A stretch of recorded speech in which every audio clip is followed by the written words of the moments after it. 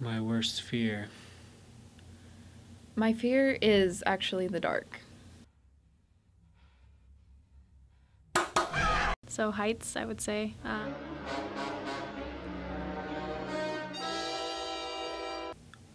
Fire. On my entire body. Being alone.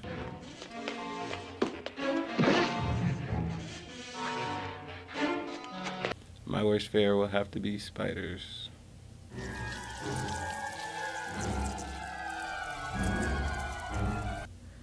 Getting a shot or just having a needle in my skin.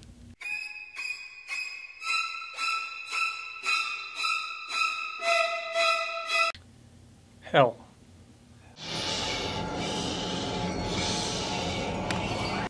Dying alone.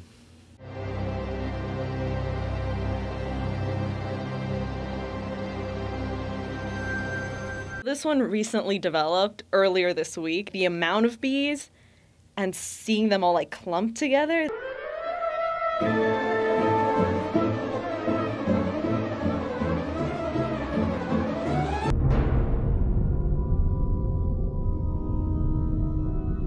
Webster's definition of phobia is an irrational fear.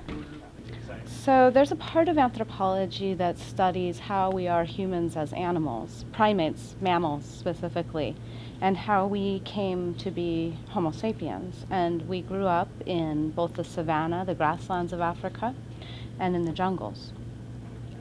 And that means that we were exposed as animals to things like snakes, spiders, and poisonous entities, heights at many points of our existence for many, many years. And even things like honeycombs where there are bees, or octopuses or underwater creatures that have holes. Some people are afraid of holy things. And this is just ingrained in our DNA, quite literally. Most of it, I believe, is from research. And like seeing these 8-legged freaks, of course, you know, I don't want to just kill everything that walks. Just that feeling of being helpless up on top of a building or anything, and being stuck and looking down and seeing how far down you could fall. I mean, I realize that happens often in life, like you're just in a room alone or like at your house alone. But even that always causes me like anxiety right away. Like the minute the door closes and I know like everyone else is gone, I get really, really anxious and I'm like, don't think about it. Don't think about being alone. They're gonna be back. You're gonna be fine. Not a particular fear in the sense that fire doesn't make me nervous. You know, see, I can be around a campfire or like even an uncontrolled fire I can be around and feel comfortable. But the thought, it's really the pain that's the fear. It's not the fire itself. I've always had this fear of the dark, you know, the like little girl, you know, you're afraid to go into the dark. Always at night, you don't want to go to sleep, you know, you're afraid that like something will get you, that kind of fear. And even when it was dark, or like when it was nighttime, I would always have a night light. And when we didn't have a night light or when the power went out, I would just have the covers over my head. For some reason that protected me, I don't know. But the fear is still there. When the Industrial Revolution happened and we were exposed to toxins in the form of needles or electronics, like airplanes, these became phobias for other people. Sometimes people have both. Phobias, by their very nature, are irrational in as much as you don't get exposed to things like snakes on a daily basis, and yet we just physiologically bulk. So ultimately, phobias are on some level rational. And we were going across a bridge, a wooden bridge in Louisiana. Driving a car across a swaying wooden bridge over this huge river was just, it was not a good time.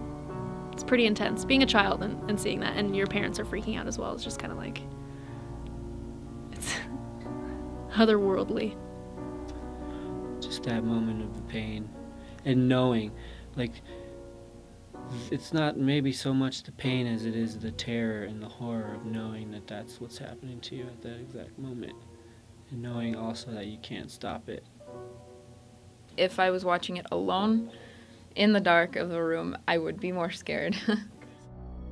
Yeah, I think it is the combination of the loneliness and dark, because then the fear is like, who else might be out there, and are they planning to hurt me kind of fear.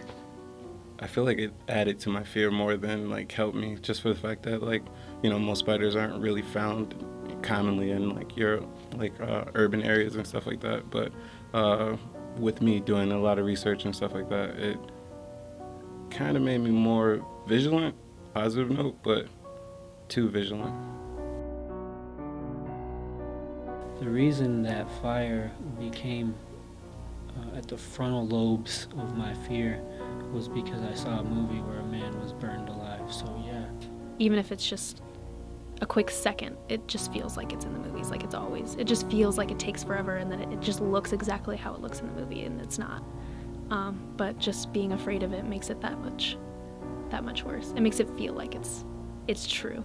Eight-legged freaks really mess with me a little bit, but honestly, out of all of them, I would have to say Harry Potter.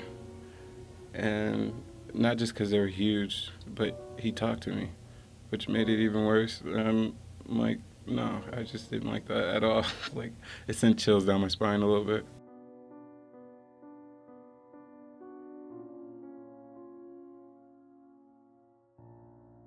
The closest thing media has ever come to hell, in my imagination, is the Hellraiser movies.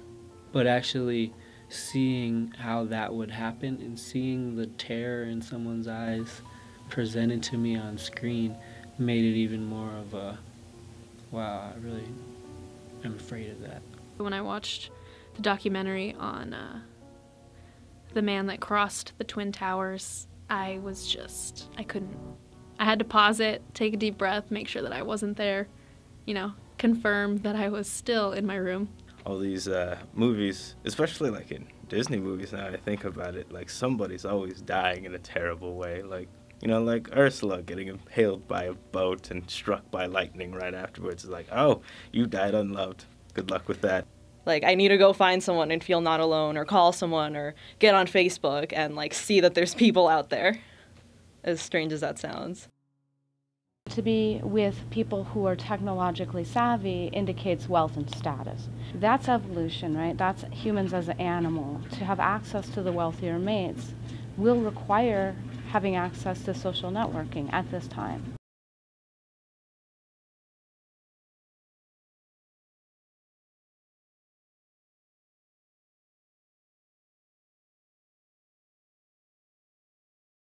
The trend growing seems founded in all human nature versus being isolated and ostracized.